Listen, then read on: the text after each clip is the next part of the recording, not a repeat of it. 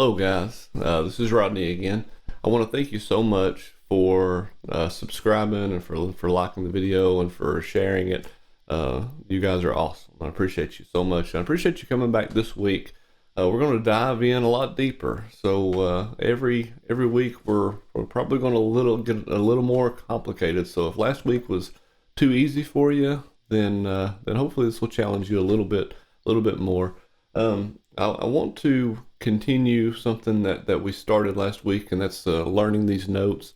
But there was I forgot to mention a couple of little things, so I want to touch on this just a little bit. First of all, if you notice today, this is not a bass guitar. This is an electric guitar, and this what I want to show you is that what we learned on the bass isn't in vain if you're a guitar player. If you're like, okay, Rodney, all this is great, but I want to play guitar, or maybe you've been playing guitar and you know your chords, but you don't really know the fretboard.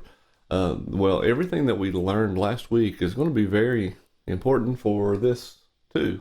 So something that I want to bring to your attention just real quick is that the top four strings on the guitar is exactly the same as the top four strings on the bass. They're an octave higher, but they're the same notes. They're E, A, D, and G. So beyond that, it gets a little bit trickier on the next two strings, but the top two strings are the same as the four strings on a normal four-string bass.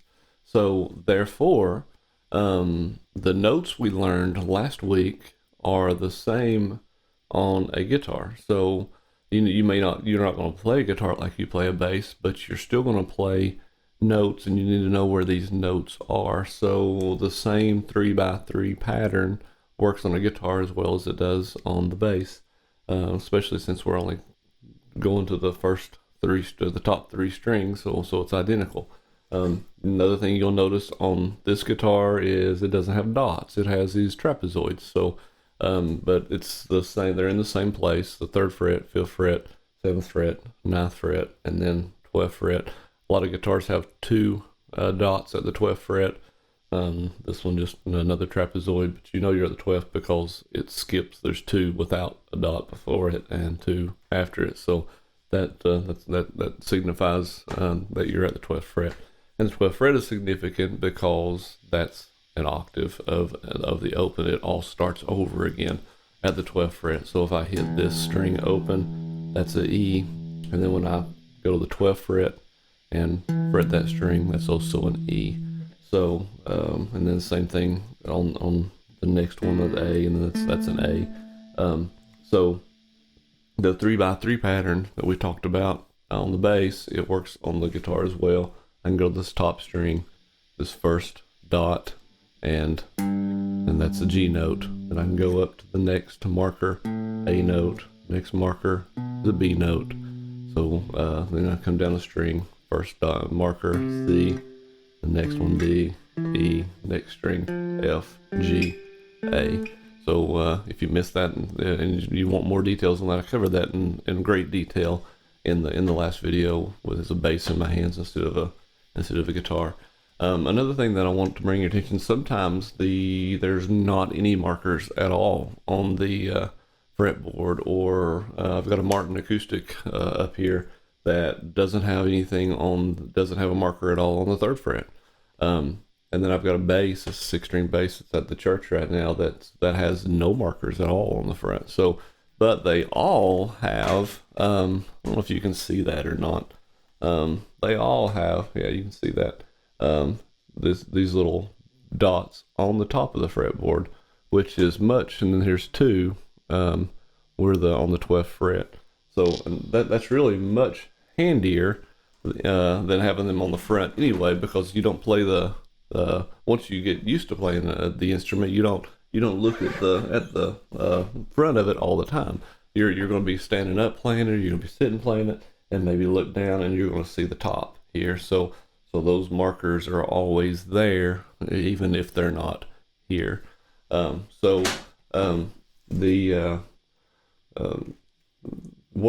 things we're going to try to cover, and I'll have to go pretty fast. So feel free to pause or rewind or take your time and watch it again. But the two things that I want to cover is there's going to be a little octave run that I call it, and then I want to cover the major scale in detail. So I'm going to do just real quick on the guitar, and then we're going to explain what these things mean, and then we'll switch to the bass. But on the guitar, this little octave run that we're going to learn that can be used on the guitar or the bass is going to be like this. Okay.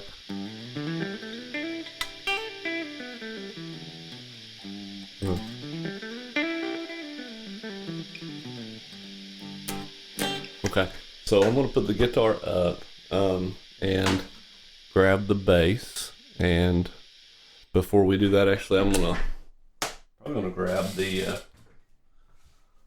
little piano. So to understand, and you say, oh, what in the world are you doing, Rodney? Here you say you're teaching us bass, and then you're teaching us guitar, and now you're going to pull out a piano. Yeah, look at my cute little piano. Ain't that cute? All right. So what we're learning here right now is music in general. So if you may or may not know some of this, and feel free to fast forward through this and skip to the next part to learn how this applies to the guitar. But on the reason I brought the keyboard out is it makes it really simple to identify the regular notes and the sharps and the flats. So unfortunately, on the guitar, they're all kind of jumbled together. So there's no, if the fretboard had, little white stickers under the main notes, and then little black stickers under the sharps and flats, it might be easier to find the notes on the guitar. But instead, we just got dots that tells us where we are. So another thing that would be easier for piano players is if they, if music wasn't like it is, and if there was a sharp and flat in between every single note, but then the piano there would be black. It would all be black notes all the way down, instead of having these three and these two and these three. And piano players would never know where they was. They would have to have a dot or something like a guitar has to find out where they are. So even though these are two different instruments, the notes are the same, music is the same, and this will help you learn where things are a little better. So on the piano, we're going to find the middle C on this little thing. There's only two C's, three counting this one. But when I find these two black notes, and notice there's two black notes here as well, the note right to the left of that is a C note. So again, here is a C note. That's an octave, and then again, here's a C note. We say, well, there's not. If this continued, there would be two black marks after two black keys after that. So add this C note. We'll go here because it's a little easier for me to see.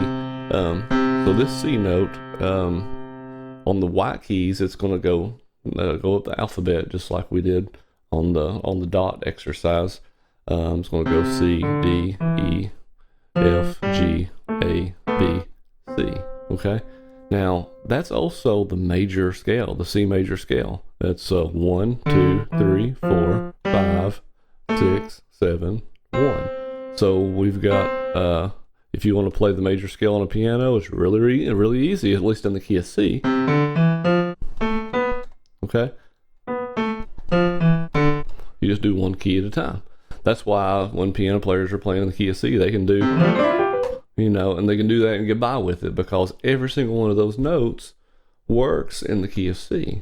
So when you get into different keys, it obviously don't. Then you have to use, you'll have some sharps and flats in that major scale. But here's the thing.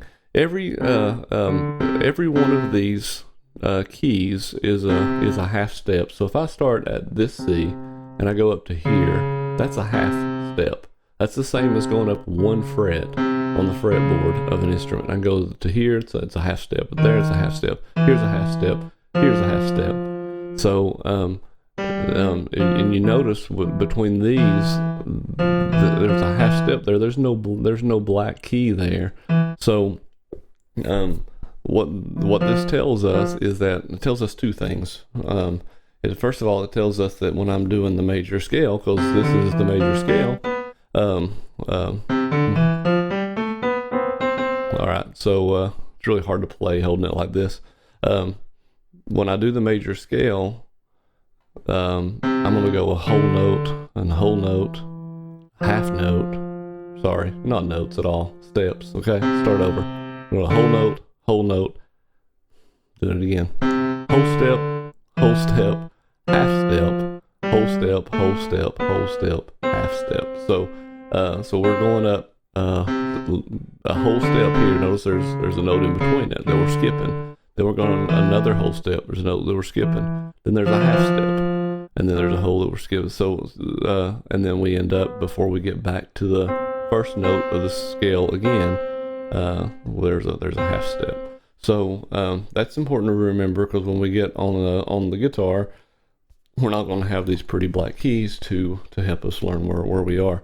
The other thing that I want to show you on the keyboard is that there are two areas here that do not have a sharp or a flat. So, and what I mean by sharp or flat, when I hit C, if I go to this black note right in front of the C, that's a C sharp. And then I go above that, that's a D. If I go back, we call that a D flat. And you know, it's the same thing. So yes, you're right. A C sharp and a D flat is the same thing. It just depends on it just depends on what you want to call it.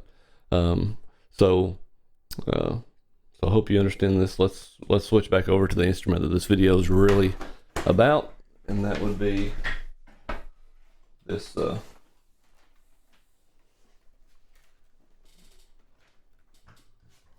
bass guitar. Well, all right.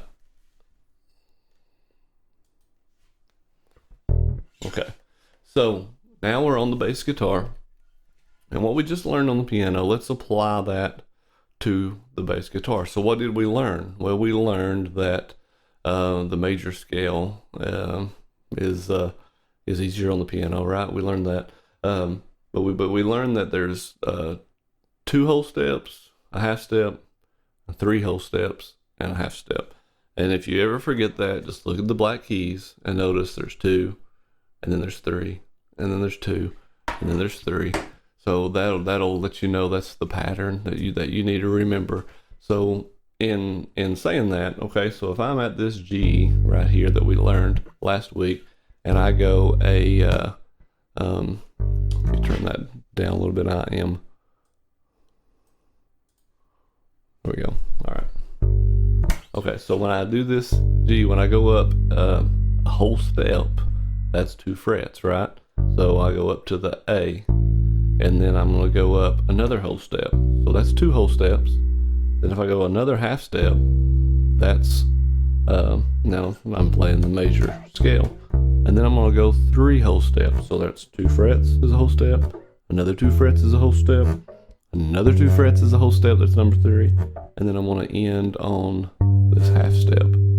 This major scale is what we learned last week when we were learning that, you know, the 4th is below this and the 5th is above it. What I meant by that is that if I do this G and I go 1, 2, 3, 4, that's my 4th note. 5 is my 5th note.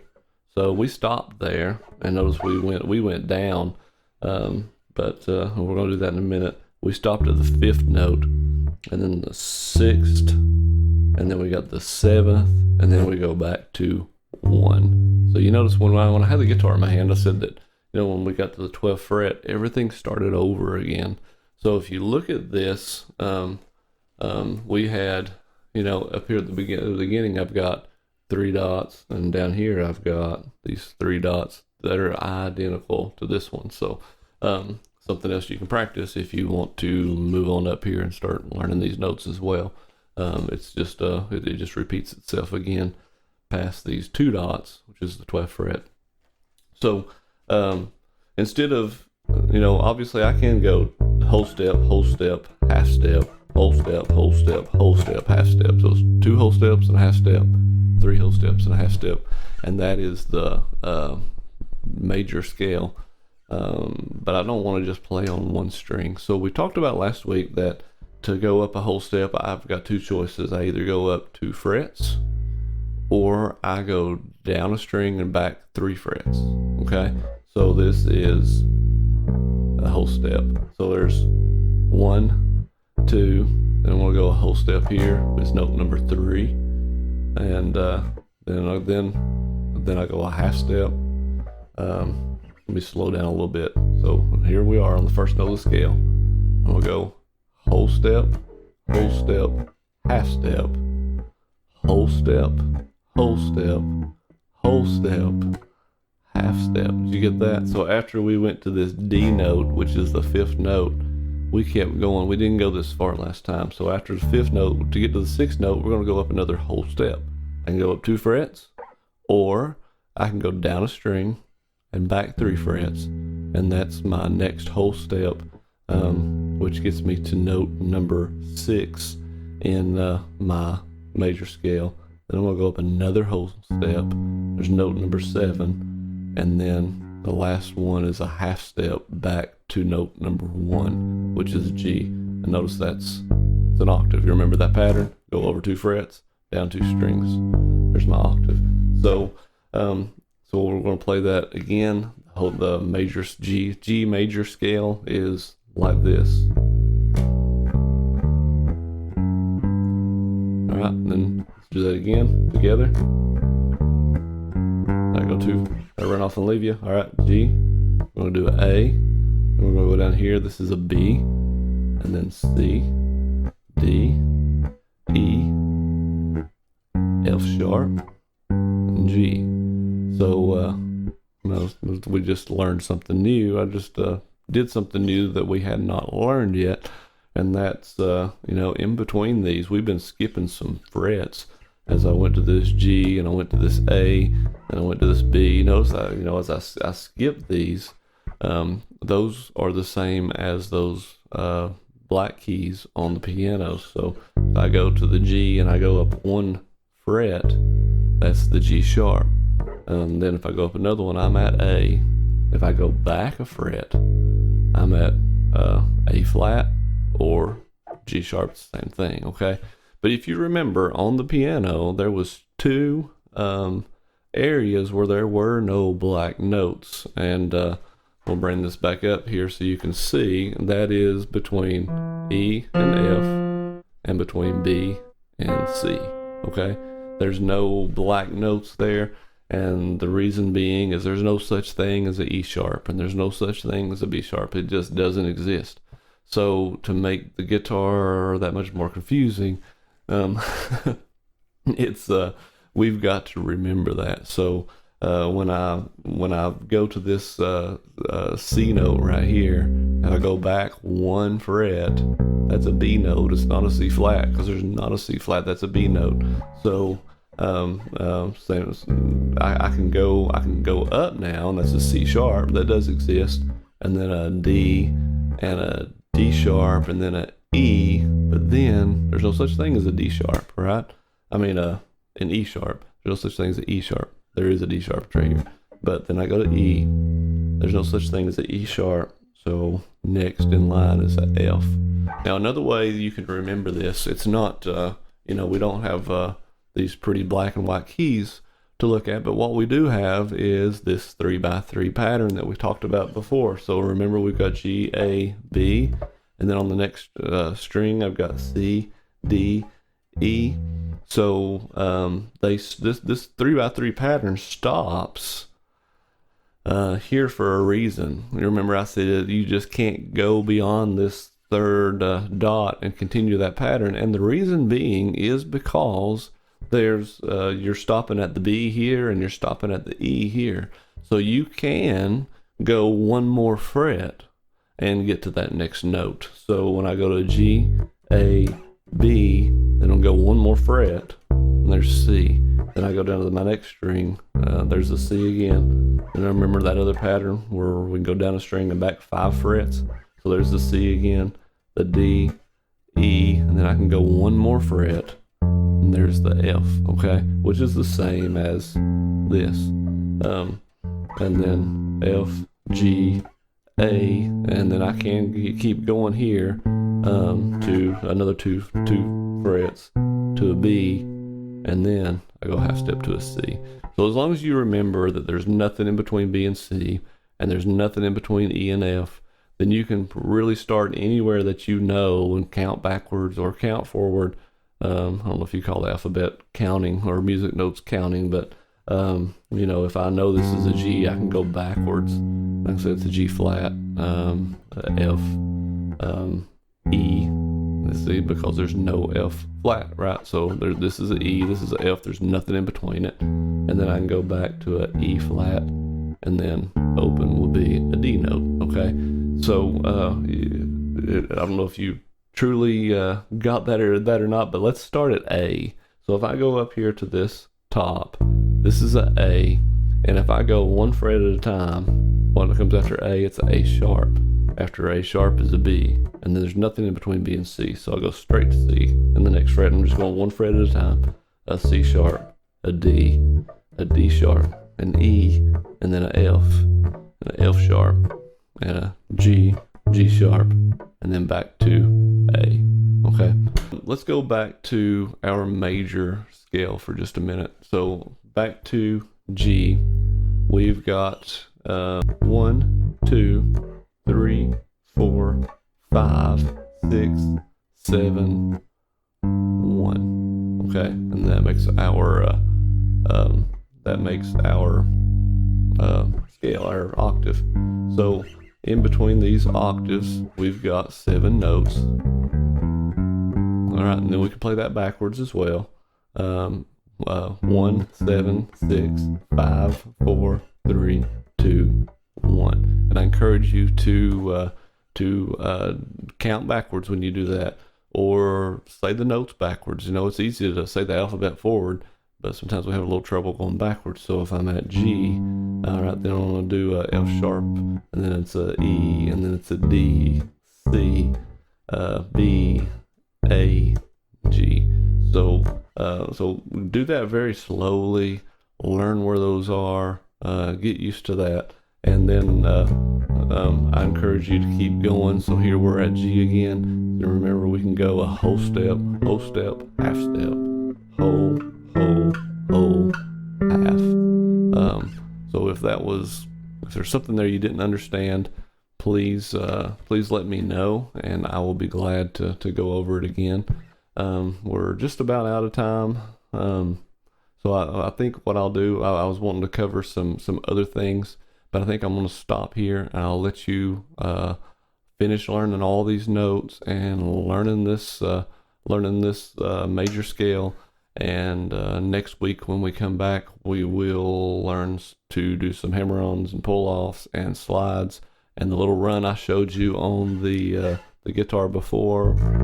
We'll learn to do that on the bass. I'll show you in detail how to do that. It looks hard, sounds hard. It's very easy. So there's just a few little tricks that you've got to learn first, and learning these notes is step number 1. So keep it up. You are doing great. Don't give up. Even with it, though sometimes it might be hard. You might be making notes instead of making good sounding notes. You may be sounding like that. It may be sounding like that. But keep it up. Don't give up. A lot of it might just be that you're not building up enough strength yet. So just keep working on it, and we'll cover some ways to fret those notes a little better and to get more consistency. But the biggest thing is just practice. Just keep practicing. Just keep pushing through it. And when your fingers hurt, play anyway. Don't ever give up. If you don't have a bass guitar at home, but you do have a guitar, do these same things that I'm doing on the top 4 strings on the guitar. And when we get to the guitar stage of everything, we'll just you'll already have that foundation down pat. So if there's something I didn't cover in detail that you have questions about, feel free to go back and watch that first video again, or make sure you didn't miss the last part of it, where I talked about the major scale and what it means to have a fourth and a fifth and those different things. But because that's going to be crucial to knowing the rest of this. If you have questions about anything else, put them in the comments, and I will do my very best to answer them all. All right, God bless you all, and I hope you are enjoying making music, and have a blessed day.